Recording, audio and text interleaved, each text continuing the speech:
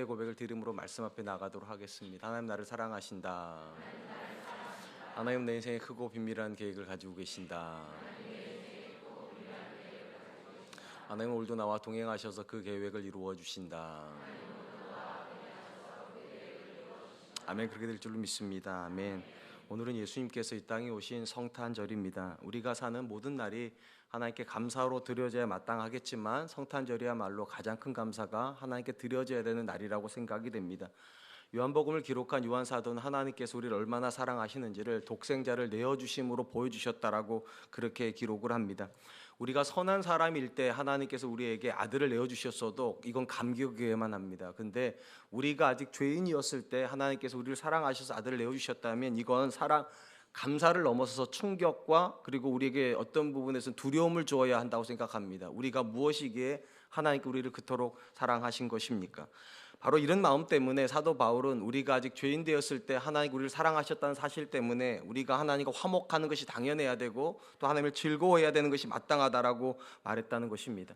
그런 점에서 성탄의 고백에서 가장 중요한 건 우리가 정말 하나님을 즐거워하고 있는가, 그 하나의 은혜 때문에 날마다 우리가 하나님과 동행하려고 하고 화목하려고 하고 있는가, 이 고백을 매일같이 물어야 될 거라고 생각을 합니다. 오늘 본문의 말씀을 통하여서 저는 하나님께서 우리에게 아들을 내어주심으로 사랑하신다 말씀하셨는데 이 사랑 앞에서 우리가 어떻게 반응해야 되고 또 이 성탄의 메시지 안에 또 어떤 우리를 향한 도전의 메시지가 들어있는지 함께 살펴보려고 합니다. 오늘 본문에서 예수님께서 이 땅에 오신 사건의 시작은 그때라는 말로 시작을 합니다. 본문이 말하는 그때는 어떤 시점을 말하는 것이 아니라 하나님께서 창세기 3장부터 인류를 구원하시기로 작정하신 그분의 계획이 드디어 이루어진다. 바로 그 시점을 우리에게 나타내주는 본문이라고 이해하시면 좋을 것 같습니다. 갈라디아서에 보면 사도 바울이 하나님께서 이 땅의 역사를 어떻게 운행하고 계시는지를 이렇게 기록을 합니다.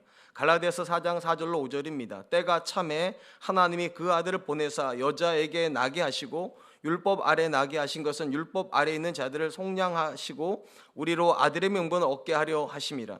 왜 성탄이 기쁜 날인가? 하나님께서 인류의 역사에 어떤 때를 정해 놓으셨다는 거예요. 어떤 때입니까? 죄인이 구원받는 때입니다. 그리고 이 구원받는 때를 위해서 하나님께서 역사를 만드시고 주관하시고 운행하셔서 드디어 때가 차서 오늘 본문에서 하나님께 그 구원을 성취하시기 위해서 아들을 보내주신 날이 성탄절입니다. 이 날이 없었다면 우리는 매일같이 죄 가운데서 절망해야 됐을 터인데 이 날이 있었기 때문에 우리가 하나님과 화목하고 하나님을 즐거워하고 우리 삶 속에서 감사와 모든 고백들이 하나님께 드려질 수 있는 날입니다. 그래서 성탄이 있어야만 하는 것이고 성탄은 감사여야만 하는 것입니다. 그런데 특이한 것은 이 하나님께서 역사의 가장 정점이 되는 아들을 세상에 보내시면서 하나님이 하시는 일이 매우 독특하다는 것입니다. 본문에 보면 예수님께서 태어나는 이야기인데 시작은 어떤 이야기로 되는가? 가이사 아구스토가 칙령을 내려서 모든 사람은 호족하러 가라, 이런 이야기로 일반 세상의 역사가 기록이 되어 있다는 것입니다. 여기 나오는 가이사 아구스토는 예수님께서 이 땅에 오실 때 로마를 통치하고 있었던 황제입니다. 이 황제가 왜 호족을 하라고 그러는가? 우리가 다 알다시피 더 많은 세금을 꼼꼼하게 걷기 위해서입니다. 그러니까 어떤 사람이 어디에 살고 있는지가 명확해야, 인구가 정확하게 조사가 돼야 거기에 맞는 세금이 부과가 될 것이기 때문에 가이사 아구스토는 자기가 다스리는 나라들마다 정확한 세금을 걷어야 한다는 목적으로 칙령을 내렸는데 이 칙령 때문에 어떤 일이 벌어졌다는 겁니까? 하나님의 약속이 성취되었다는 거예요. 아들을 세상 가운데 보내시겠다고 하시는 하나님의 약속이 성취가 되었습니다. 당시 예수님의 아버지가 되시는 요셉이 살고 있었던 동네는 갈릴리 나사렛 동네였습니다. 그런데 우리가 알다시피 예수님께서 이 땅에 오시는 장소를 어디라고 규정해 놓으셨는가? 성경에 이렇게 기록을 합니다. 미가서 5장 2절입니다. 베들레헴 에브라다야, 너는 유다 족속 중에 가장 작을지라도 이스라엘 다스릴 자가 내게서 내게로 나올 것이라. 그의 근본은 상고의 영원에 있느니라. 하나님께서 그때 아들이 이 땅에 오시는 날 때 장소를 어디라고 말했는가? 미가가 뭐라고 말했는가? 베들레헴이랍니다. 베들레헴. 근데 지금 이 베들레헴으로부터 요셉이 살고 있는 땅은 얼마나 걸리는가? 145km가 떨어져 있는 곳에 있어요. 더 심각한 문제는 무엇입니까? 이 베들레헴으로 오기 전에 이미 마리아는 임신이 되어 있습니다. 거의 막달에 해당되고 있는데 상식적이라면 이 막달에는 여행을 해야 됩니까? 안 해야 됩니까? 안 해야 돼요. 그러니까 이론적으로 따지면 마리아가 이 베들레헴까지 내려와 가지고 아기를 낳을 이유가 없어요. 근데 누구의 명령 때문에? 황제의 명령이 떨어지니까 여행을 안 해야 되는 시점인데 여행을 할 수밖에 없어요. 황제가 명령을 내립니다. 모든 사람은 자기의 근본으로 가서 호적을 하라고. 그러니까 살고 있는 동네가 아니라 원래 태어났던 각 가문에 가가지고 호적을 하라고 하니까 145km를 걸어갈 수밖에 없는 거예요. 그러니까 황제는 자기의 징수되는 세금 때문에 그 일을 했는데 궁극적으로 하나님은 그 가이사 아구스토의 명령을 통해서 어떤 말씀을 성취해 버렸다고요? 하나님께서 아들을 보내시겠다고 말씀하셨던 그 말씀을 정확하게 성취하였습니다. 그런 점에서 오늘 본문 말씀에서 우리가 가장 중요한 것은 무엇입니까? 우리가 뭘 깨닫게 됩니까? 하나님께서 하늘의 역사만 주관하시는 것이 아니라 땅의 역사도 주관하신다는 거예요. 하나님의 구원의 역사가 하늘에서만 이루어졌다면 오늘 우리가 이 땅을 살면서 매일같이 절망해야 돼요. 왜냐하면 이 땅은 우리가 사는 땅이고 마치 하나님은 위에 사시는 것 같으니까. 놀라운 건 하나님이 이 땅 가운데 구원의 역사를 이루셨습니다. 하늘에서 이루신 것이 아니라 이 땅에서 이루셨습니다. 뭘 말하는 겁니까? 이 땅의 역사도 누가 주관하신다는 겁니까? 하나님이 주관한다는 거예요. 외형적으로 보면 가이사 아구스토가 다스리는 세상인 것 같은데 그 가이사 아구스토가 다스리는 모든 세상은 위에서 주관하신 분이 하나님이시다. 그래서 예수님께서 주기도를 가르쳐 주시면서 뭐라고 말합니까? 나라와 권세와 영광이 영원히 아버지께 있나이다. 나라를 다스리는 사람이 보이는 왕이 아니고 보이는 대통령이 아니라 하나님이 이 땅의 역사를 다스린다. 가이사 아구스토가 칙령을 내리지만 그 칙령의 본질은 하나님의 약속을 성취하는 것에 불과하다는 것입니다. 사랑하는 성도 여러분, 성탄의 메시지 첫 번째가 무엇입니까? 하나님께서 이 땅의 역사를 주관하신다는 것입니다. 만약에 하나님이 이 땅의 역사를 주관하지 않으셨다면 예수님은 갈릴리 나사렛에서 태어나셔야만 합니다. 근데 하나님께서 이 땅의 모든 나라를 주관하고 계시기 때문에 약속대로 베들레헴에 가셔서 예수님은 태어나실 수 있었습니다. 지금도 우리는 똑같습니다. 하나님의 말씀이 주어질 때마다 이런 생각이 들어요. 과연 저 말씀대로 살 수 있나? 하나님께서 안 다스리는 것 같은 세상 속에서 과연 저 말씀대로 살 수 있나? 틀렸어요. 하나님이 안 다스리는 세상은 없어요. 가이사 아구스토가 다스리는 그 세상에서도 하나님이 다스리고 계셨기 때문에 가이사 아구스토의 명령이 이루어진 것이 아니라 하나님의 뜻이 이루어졌습니다. 그러므로 우리가 예수님께서 약속대로 베들레헴에 태어나셨다는 이 사실을 믿으신다면 똑같이 믿어야 됩니다. 오늘도 하나님의 모든 약속은 우리의 삶의 현장에서 이루어질 줄로 믿습니다. 세상에서도 하나님의 뜻은 여러분을 통해서 이루어질 줄로 믿습니다. 한편 가이사 아구스토의 칙령에 의해서 베들레헴 땅에 도착한 요셉과 마리아 일행이 당혹스러운 현실을 맞이하게 됩니다. 막달인데 들어갈 방이 없습니다. 그래서 어디로 갑니까? 우리가 잘 아는 것처럼 마구간으로 갑니다. 상인들과 그리고 일행들이 타고 왔던 말이며 낙타하며 이런 걸 집어넣는 마구간에 한 켠에다가 지푸라기로 이제 거할 곳을 마련하고 거기서 드디어 첫 아이가 태어납니다. 예수님이십니다. 성경에 이렇게 기록을 합니다. 누가복음 2장 7절 첫 아들을 낳아 강보로 싸서 그 위에 누였으니 이는 여관에 있을 곳이 없음이라. 이 본문이요 객관적인 사실을 말을 해줍니다. 왜 예수님께서 베들레헴 여관방이나 베들레헴 가정집이 아니라 마구간에 태어날 수밖에 없는가? 여관에 있을 곳이 없습니다. 방이 없었기 때문이래요. 그래서 예전에 빈 방이 있어요 이런 연극이 있었어요. 예수님께서 방이 없어서 못 태어나시니까 빈 방을 만들어 예수님 이렇게 이런 모셔야 되는 그런 내용이 있었는데 성경적으로 이렇게 말하는 거 왜 예수님께서 이 땅에 오실 때 방이 없는 여관방에서 태어날 수밖에 없었는가? 객관적으로는 방이 없었기 때문이래요. 근데 보다 정확한 표현은 어떤 걸까요? 누구도 예수님에게 방을 비워주지 않았기 때문에.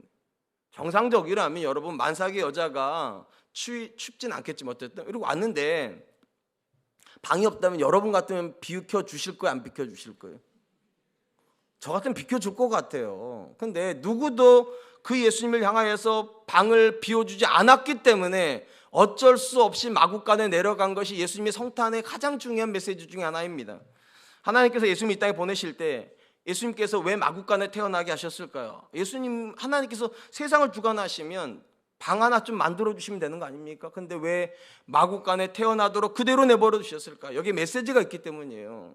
하나님은 세상을 구원하고 싶으지만 세상은 예수님을 그들의 삶에 두고 싶어 하지 않는다. 우리는 하나님께서 주시는 구원은 엄청나게 좋아하지만 예수님께서 내 삶의 중심에 들어와서 내 삶을 다스리긴 원하지 않는다.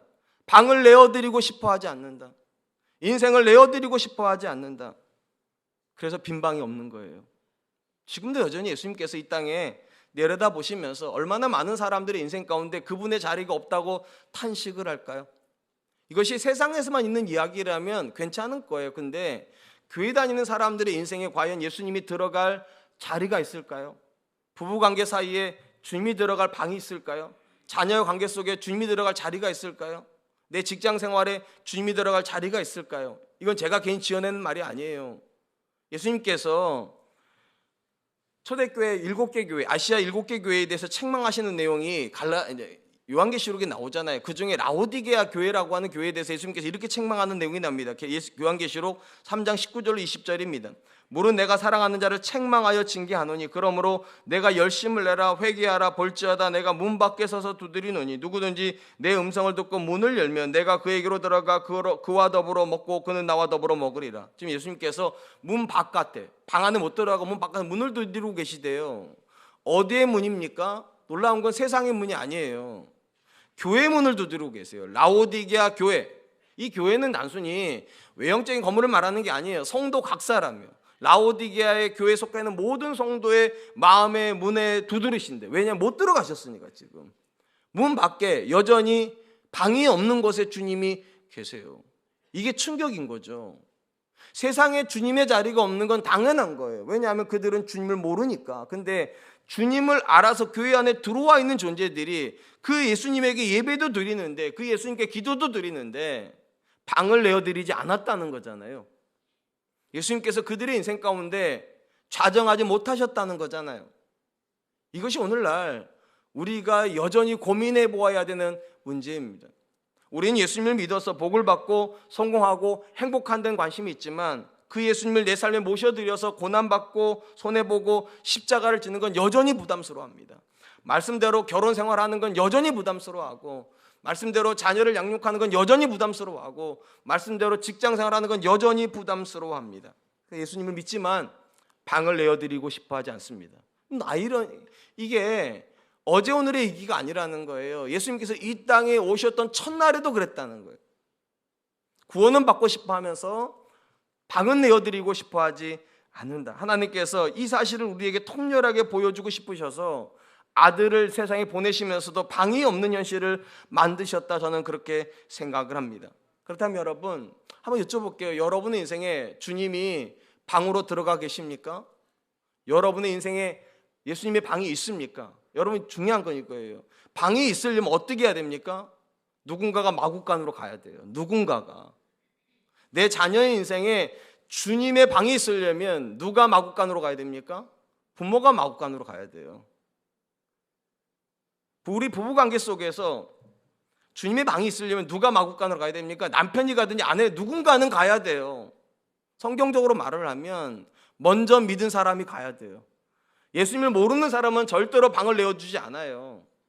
예수님에 대한 믿지 않는 남편은 절대로 마구간으로 안 가요. 믿음이 없는 자녀들은 절대로 마구간으로 안 가요. 믿음이 있는 아빠가 마구간으로 가는 거고 믿음이 있는 아내가 마구간으로 가는 거예요. 이 마구간을 어렵게 생각하지 마세요. 손해보는 거예요. 예수님 때문에 내 남편이 예수님 믿을 수 있다면 내가 손해봐야지.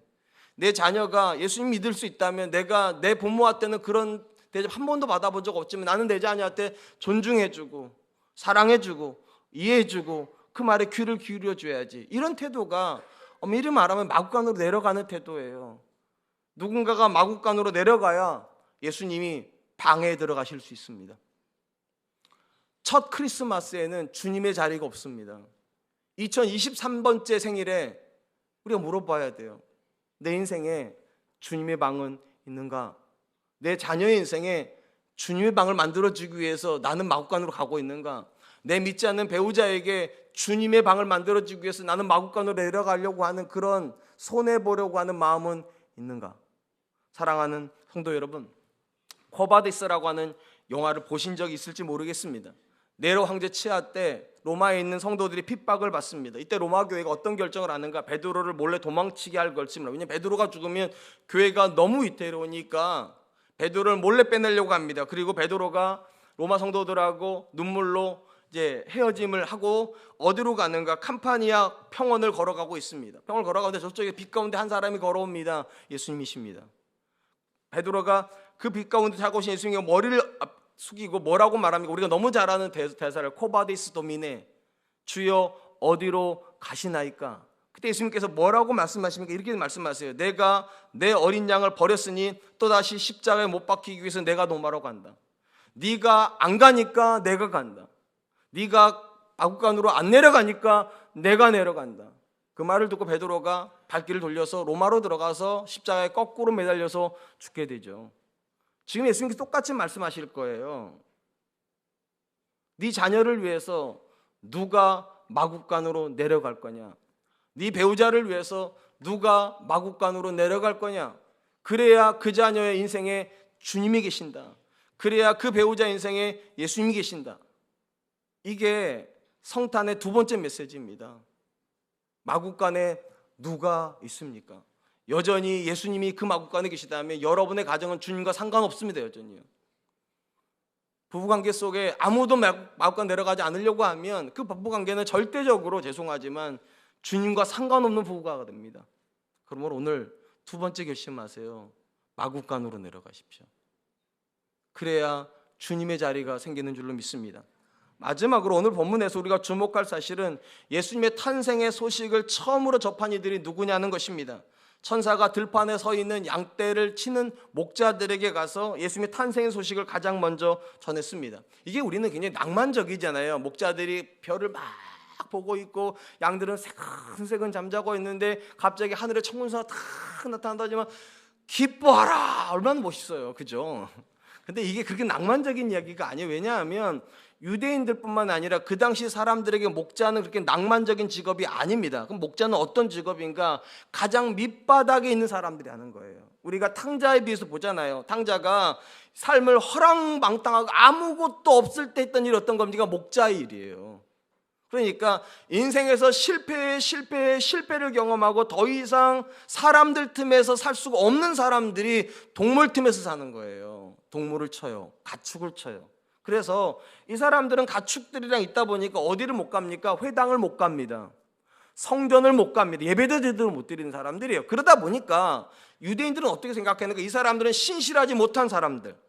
그래서 목자들은 증언을 할 수 없습니다. 재판장에서. 자기가 아무리 좋은 걸 보고 정확히 봤어도 신실하지 못한 사람, 밑바닥 사람들의 증언을 어떻게 믿는가?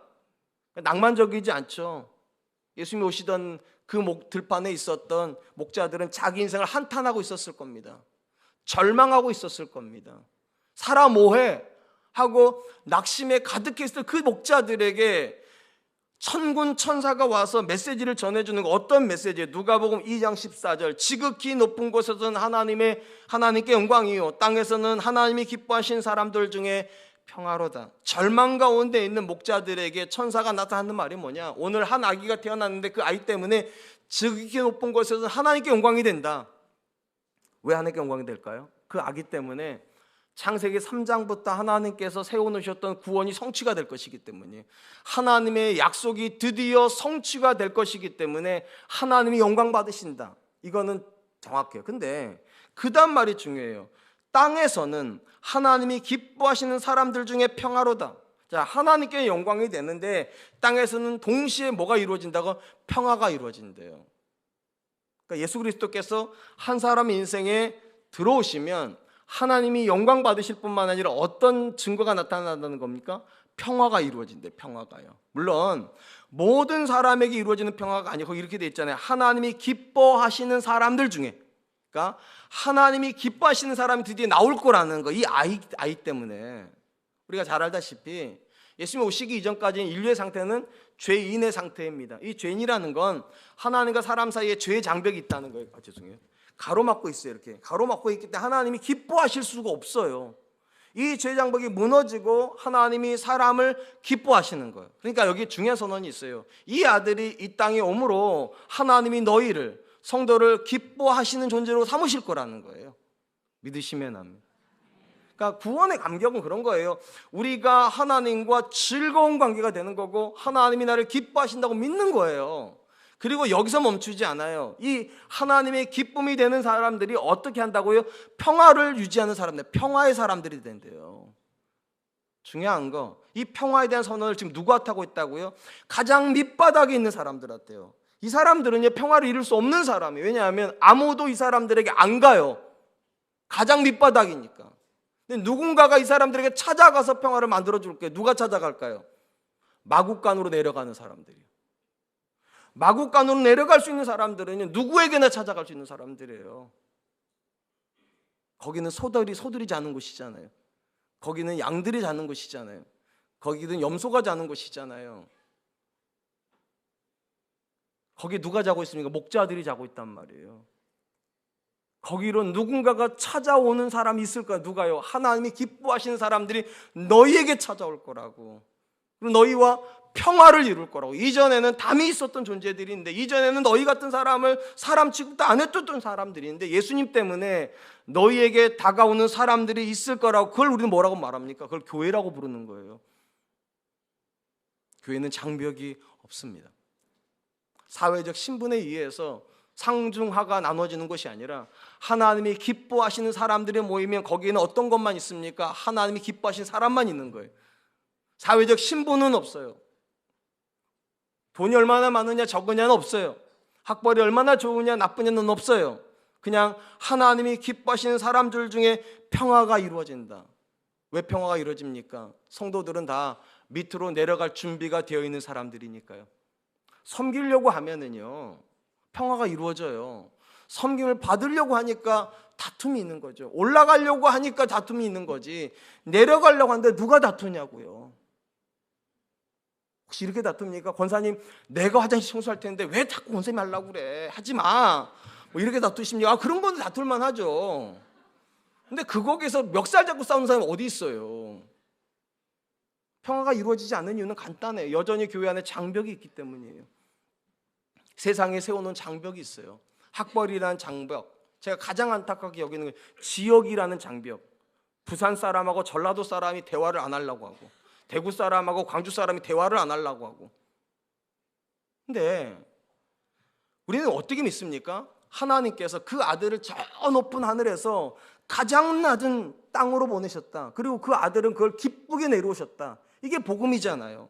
가장 높은 곳에 있는 분이 가장 낮은 곳까지 내려올 수 있었다면 그 예수를 믿는 우리가 못 내려갈 곳이 어디 있습니까? 못 만날 사람이 어디 있습니까? 못 맞춰줄 대상이 어디 있습니까? 그러니까 천사가 가장 낮은 쪽에 있는 목자들에게 찾아가는 거예요. 아무도 찾아오지 않는 사람들한테. 그리고 말해요. 너희에게 평화가 있을 거라고. 누구로 말미암아? 하나님이 기뻐하시는 사람들로 말미암아 너희에게 평화가 있을 거라고. 저는 여러분들이 믿는 분이시기 때문에 여러분 때문에 여러분의 자녀들에게 평화가 있을 줄로 믿습니다. 여러분들 믿는 분들이기 때문에 여러분들의 믿지 않는 배우자에게 평화가 있을 줄로 믿습니다. 왜냐? 믿는 사람은 어디도 내려갈 수 있는 사람들이잖아요. 자녀한테 어떻게든 맞춰줄 수 있는 사람이잖아요. 배우자에게 어떻게 해서든지 맞춰줄 수 있는 사람들이잖아요. 내 옆에 있는 사람들에게 어떻게 해서든 맞춰줄 수 있는 사람들이잖아요. 오늘 아멘 한 번도 안 하고 가시면 성탄이 별로 안 즐거우실 거예요.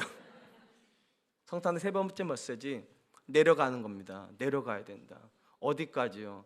아무도 평화를 누리지 못하는 그 지점에 가서 믿는 나 때문에 내 자녀가 평화를 누렸으면 참 좋겠다.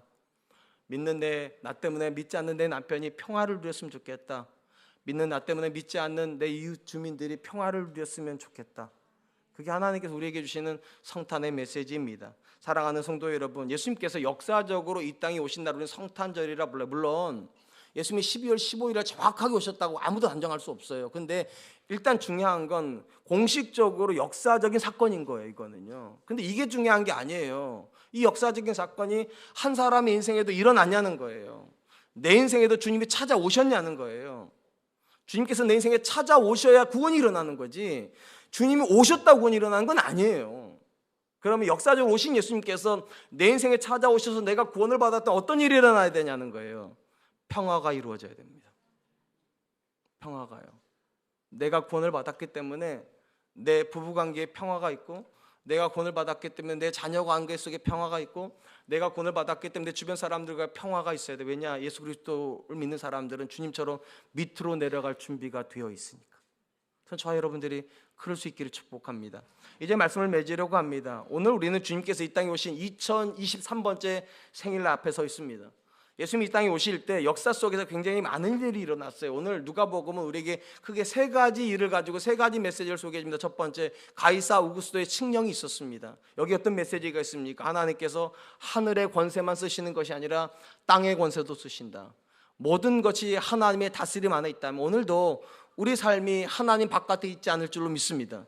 두 번째, 예수님이 땅에 오실 때 어떤 일이 있었습니까? 빈 방이 없었답니다. 주님이 들어갈 방이 없었대요. 왜요? 아무도 방을 내어주지 않으니까. 이게 메시지예요. 우리 인생에도 주님이 못 들어왔다면 왜 못 들어왔냐면 누구도 방을 안 내줬으니까. 누군가가 방을 내줘야 주님이 들어갑니다. 누가 내줄까요? 저와 여러분들이요. 마지막 세 번째, 예수님께서 내 인생에 찾아오셨다면, 정말로 역사적인 예수님께서 내 인생의 주관적인 예수님이 되셨다면 우리가 어떤 증거가 일어나야 되는 거예요? 목자들에게 가서 평화를 선언하는 일이 나와야 된다는 거예요. 도무지 예수님 믿기 전에는 다가갈 수 없는 부부관계가 있었을 거예요. 분명히 예수님 믿기 전에는 다가갈 수 없는 부모와 자녀 관계가 있었을 거예요. 예수님 믿기 전에는 친구가 될 수 없는 관계가 있었을 거예요. 그들이 목자들이에요. 근데 그들을 향해서 평화가 있을지어다, 평화가 있을 것이다. 전 저와 여러분들이 주님처럼 하늘에서 가장 낮은 곳으로 내려오셨던 예수님처럼 우리도 내려가서 평화를 선언하는 분들 되시기를 주님의 이름으로 축원드립니다. 기도하겠습니다.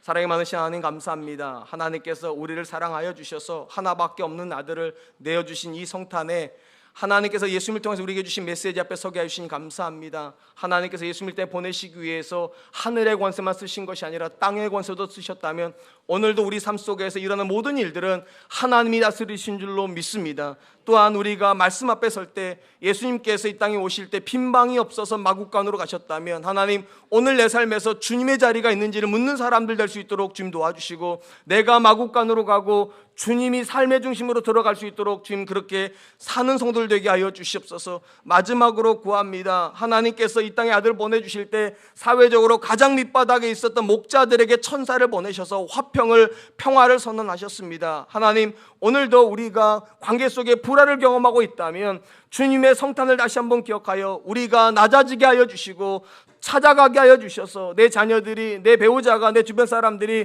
예수 그리스도로 말미암아 나와 화평을 누릴 수 있도록 주님 도와주시옵소서. 그런 은혜를 더하여 주실 줄 믿고 감사드리오며 예수님의 이름으로 기도하였습니다. 아멘.